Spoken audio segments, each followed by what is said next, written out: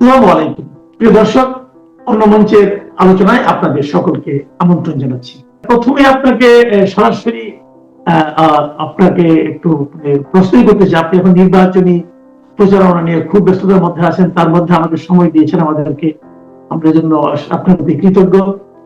তবে যে প্রশ্নটা আমি করতে চাই যে আমরা এতদিন দেখে এসেছি, গত কয়েকটা বছর, প্রায় ধরেন 2018 সাল থেকে বলবো, তার আগে থেকে বলবো, যে দেশে যখন বিএনপির রাজনীতি লোকে লুকিয়ে লুকিয়ে করত, বিএনপির পক্ষে কথা লোকে মানে খুবই লো ভলিউমে করত, তখনও আপনি উচ্চকিত ছিলেন বিএনপির রাজনীতিটা মানুষের কাছে প্রচার করার ক্ষেত্রে। তো সেই রুমিন ফারহানা এবার বিএনপি থেকে নমিনেশন পেল না, এই না পাওয়াটা আপনার কাছে আসলে আপনি কিভাবে নিয়েছেন?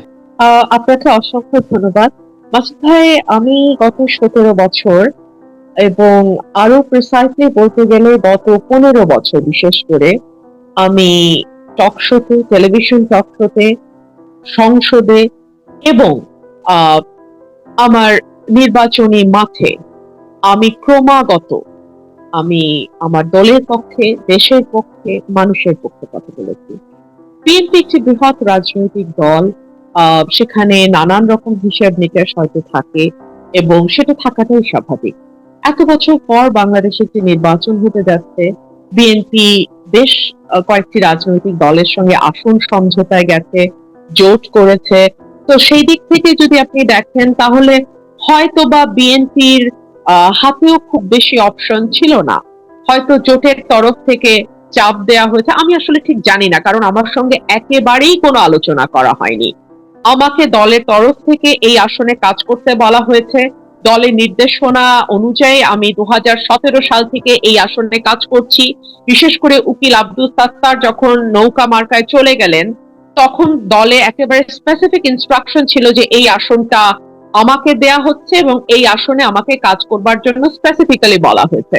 তো তারপরে যখন 25 সালে গণ অভ্যুত্থান, 24-এর গণ অভ্যুত্থান, তার পরবর্তীতে 25 সাল এবং একটি নির্বাচন যখন সামনে আসলো, তখন হঠাৎ করেই আমরা দেখলাম যে দলের হাই কমান্ড থেকে বলা হচ্ছে যে তারা অন্য আরেকটি দলের সঙ্গে জোট করতে যাচ্ছে।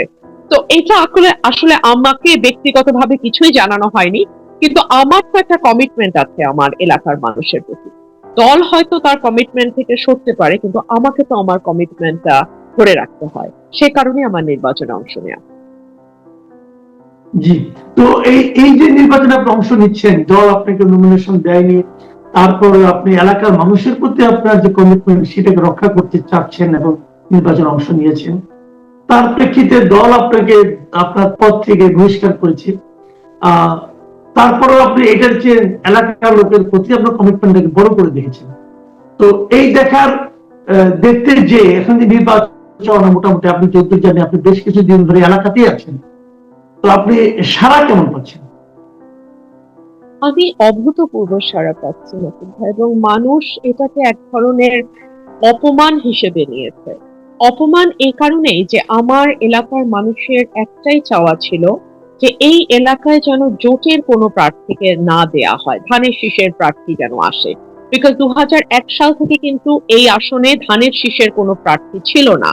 18 সালে উকিল আব্দুল সাত্তার ধানের শীষে হয়েছিলেন, কিন্তু তিনি সংসদে মাত্র একবার গেছেন, মাত্র একবার। গত 3.5 বছর বিএনপি সংসদে ছিল 18 নির্বাচনে, এবং আমার ভূমিকা কি ছিল আপনারা দেখেছেন। আর অ্যাজ অপোজ টু আমি, উকিল আব্দুল সাত্তার মাত্র একদিন গেছেন সংসদে। তো এলাকার মানুষের একটা প্রাণের দাবি ছিল যে এবার যেন এখানে জোটের কাউকে না দেয়া হয়, ধানের শীষে প্রার্থী দেয়া হয়। তো সেটা যেহেতু হয়নি, মানুষ বিষয়টাকে ভালোভাবে নেয়নি। আরেকটা বিষয়, মানুষকে আসলে আপনি তো আহ অন্ধকারে এখন আর রাখা সম্ভব না, তাই না? কে কাজ করছে, কে কাজ করছে না, কার টেলিফোন দুঃসময় খোলা থাকছে, কার টেলিফোন বন্ধ থাকছে, কোন নেতা কর্মীদেরকে ফাঁকি দিয়ে হয়তো একটা সেফ এক্সিটে আছে, আর কোন নেতা ফিল্ডে আছে, এটা কিন্তু আজকাল আপনি লুক করতে পারবেন না। ইট ইজ সো এভিডেন্ট, এবং এটা এত স্পষ্ট সবার চোখের সামনে। তো মানুষ এই বিষয়টিকে ভালোভাবে নেয়নি, যে যেই মানুষটি 17 বছর আমাদের পাশে ছিল দেশনেত্রী বেগম খালেদা জিয়ার মৃত্যুর দিনে, যেদিন উনি আমাদেরকে ছেড়ে চলে গেলেন, ঠিক সেই দিনই তার লাশ দাফনের আগেই বিএনপির 9 জন নেতাকে বহিষ্কার, এটা মানুষ ভালোভাবে নেয়নি। আচ্ছা, যেহেতু বেগম খালেদা জিয়ার কথাটা আসলোই, এই প্রসঙ্গে একটা প্রশ্ন করতে চাই। আমি দেখেছি যে আপনার ফেসবুক পেজে আপনার প্রোফাইল পিকটা কিন্তু এখনো বেগম খালেদা জিয়ারই দিয়ে রাখা আছে। এটা কেন? দল তো আপনাকে বহিষ্কার করেছে, তো ওনার ছবি আপনার ফেসবুকে প্রোফাইল পিকচার হিসেবে কেন আছে?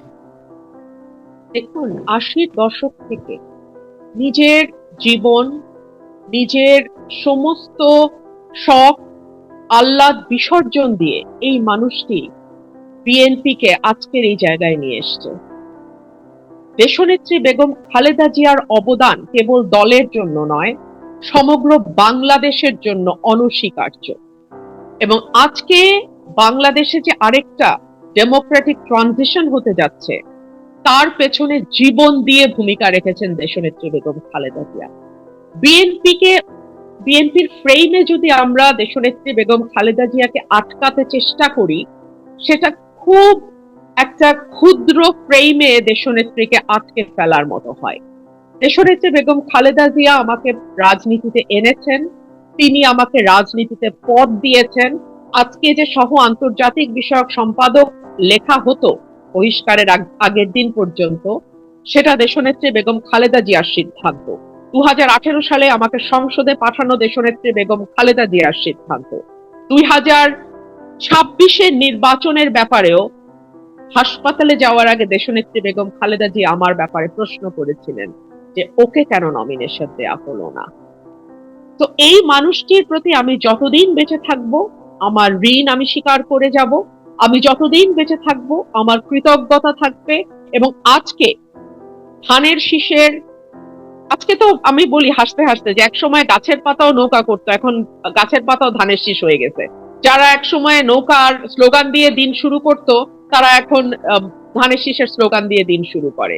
তো এইরকম একটা অবস্থায় দলের বিপরীতে একা দাঁড়ানোর যে সাহস এবং আপোষহীনতা, জনগণের কাছে প্রতিশ্রুতি রাখবার জন্যে দল থেকে বেরিয়ে দাঁড়িয়ে যাওয়া একা, এই আপোষহীনতা বা এই সাহস আমার বাবা এবং তারপরে দেশনেত্রী বেগম খালেদা জিয়ার কাছ থেকে আমার শেখা। আমি আপনাকে দুটো হাইপোথেটিক্যাল কোশ্চেন করব।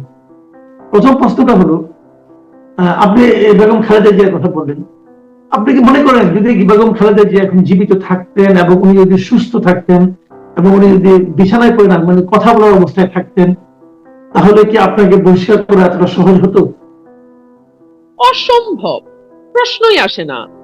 দেখুন, উনি যতদিন পর্যন্ত জীবিত ছিলেন ততদিন পর্যন্ত বহিষ্কারের আদেশ তো আসে নাই। বহিষ্কারের আদেশ তো এসেছে উনি চলে যাওয়ার পরে। এবং বিশেষ করে আজকে যদি উনি জীবিত থাকতেন, অনেক কিছুই হয়তো অন্যরকম হতো। আমি শুধু এটুকুই বলি।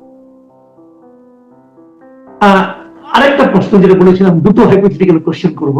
আরেকটা প্রশ্ন হলো, আপনি বলছেন যে আপনি যদি আপনার এখানে এখন যদি ধানের শীষের কোনো প্রার্থী থাকতো, এখন তো আপনার এখানে ধানের শীষের কোনো প্রার্থী নেই, যদি ধানের শীষের কোনো প্রার্থী থাকতো আপনি না হয়ে অন্য কেউ হতো, অন্য কাউকে যদি ধানের শীষ দিয়ে মনোনয়ন দেওয়া হতো, তাহলেও কি আপনি স্বতন্ত্র হিসেবে নির্বাচন করতেন?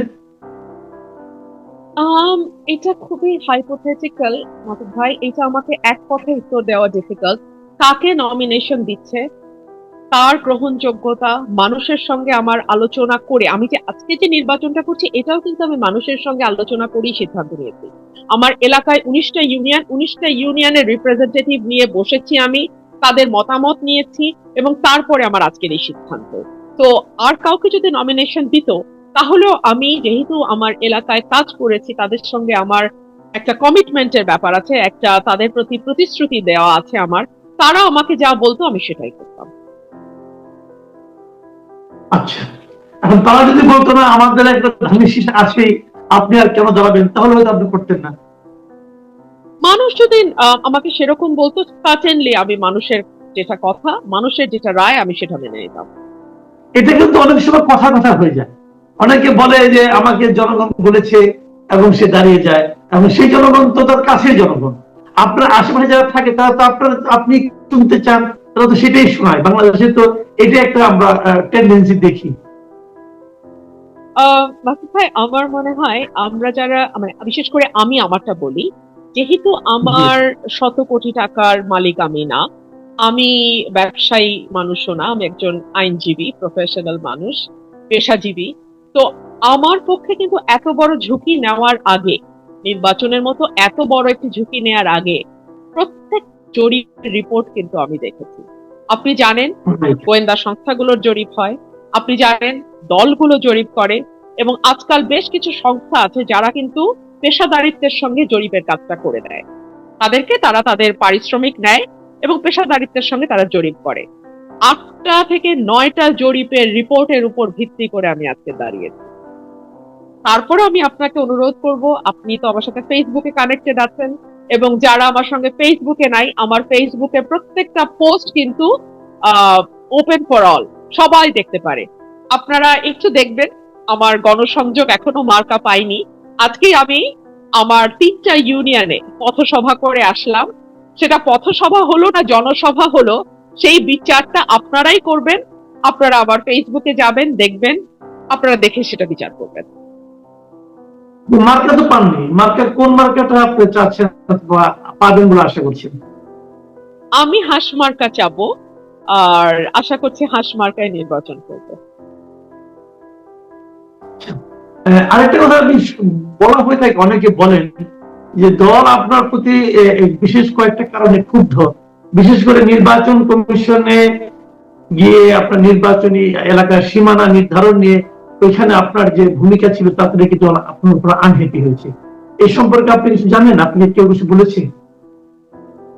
যেই দলকে 17 বছর পরিশ্রম করে হ্যাপি করতে পারলাম না, আর একদিনের ঘটনায় আনহ্যাপি হয়ে গেল, তাহলে এই দল আসলে আনহ্যাপি ছিল, নতুন করে কিছু করতে হয় নাই আমাকে।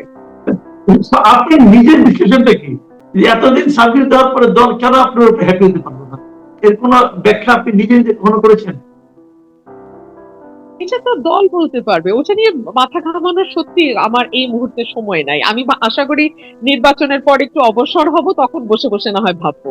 এখন আমার এটা নিয়ে ভাবার একদম সময় নাই। অনেকে আবার এই কথাও বলেন যে এটা পুরোটাই একটা স্ট্র্যাটেজি, যে আপনি নির্বাচনে যদি জয়ী হয়ে আসতে পারেন তাহলে দলে আপনি আবার ফিরে যাবেন, দল আপনাকে আবার বুকে টেনে নেবে। এই ধরনের কথা কিন্তু অনেকে বলে। এই ধরনের কোন স্ট্র্যাটেজি কি আপনি পারেন? আহ একেবারেই না। আর ভবিষ্যৎটা তো ভবিষ্যতের হাতে। এখানে অনেকগুলো ইফস এন্ড বাটস এর খেলা। আমি যদি জিতি, আমি যদি জিতি, দল যদি আমাকে বলে, তখন যদি আমি রাজি হই, আমরা কালকে কি হবে তাই তো জানি না। আজকে রাতে আমি বা আপনার কি পরিণতি হবে তাই আমরা জানি না। সেখানে কবে নির্বাচন, তারপরে কি পরিণতি, সেটা তো অনেক পরের কথা। দেখা যাক সময় কি বলে। আমরা আলোচনা শেষ পর্যায়ে চলে এসেছি। আর দুটো প্রশ্ন করতে চাই। একটা হলো যে এই যে অবস্থা এখন দেখছেন আপনার এলাকায়, আইন শৃঙ্খলা পরিস্থিতি এবং নির্বাচনের যে এই পরিস্থিতি যেগুলো আছে, সব মিলিয়ে আপনার মানে নির্বাচনটা শান্তিপূর্ণ হবে কিনা, মানুষের অংশগ্রহণ কতটা থাকবে, এই সমস্ত বিষয় নিয়ে আপনার অবজারভেশনটা কি? এখন পর্যন্ত আমার এলাকায় আমি তেমন কোনো বিশৃঙ্খলা লক্ষ্য করি নাই। তবে এখনো কিন্তু প্রচারণা শুরু হয়নি, এটা শুরু হবে 22 তারিখ থেকে। তখন আরেকটু ক্লিয়ারলি বোঝা যাবে। আর প্রতীক যেহেতু এখনো বরাদ্দ হয়নি, 21 তারিখে প্রতীক বরাদ্দ হবে, তারপরে দেখা যাবে কি অবস্থাটা দাঁড়ায়। তো আমার মনে হয় আমরা আরেকটু দেখি। জি, অনেক ধন্যবাদ, অনেক ধন্যবাদ রবীন্দ্র ফারহানা। আপনি এত ব্যস্ততার মধ্যে সময় দিয়েছেন আমাকে। আমাদের দর্শকরা নিশ্চয়ই এটা খুবই এনজয় করবে আপনার এই সমস্ত খোলামেলা বক্তব্য। আপনি যদি সময় দেন এই নির্বাচনের মধ্যে আপনার সঙ্গে আরো একবার মিলিত হওয়ার চেষ্টা করব, একাধিকবার। নিশ্চয়ই যদি নিশ্চয়ই আপনি সময় দেন। আপনিও আপনি ভালো ভালো থাকবেন। থাকবেন, দর্শকদের আমার শুভেচ্ছা।